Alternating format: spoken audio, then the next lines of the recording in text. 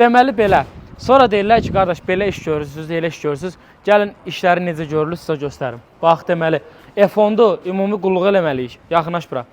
Üst qırışqa. Bax, bir dənə germetkanı göstər. Zaten bunun üstündə, qardaşlar, bax, zaten bunun üstündə zavod istehsalçı tərəfindən, bax, burada qalın prokladka olur da. Görürsünüzmü? Götürürlər bu prokladkanın üstündən germetka vururlar. Maşın yəsi də puldan qıymayıb. Ha, pul necə lazımdır verib. Baba, germetkaya bax, bax.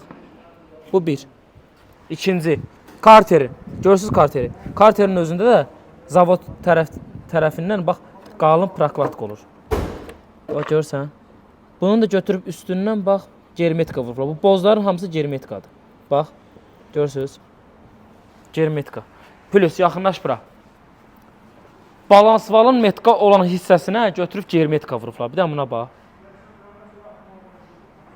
Yağ kəfkirinin başına bax bir dənə. Bax, içindən çıxanlara bax. Görürsünüz? Hələ bu nədir ki? Hər tərəfdən germetika çıxardıram. Bura bax.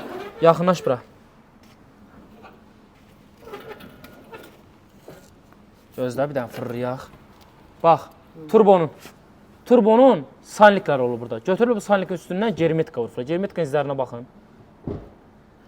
Avtomobildə harda nə görüblər, götürüblər germetikadan istifadə ediblər. Vakuumsazlar elə kimi. Bax. Ver bura.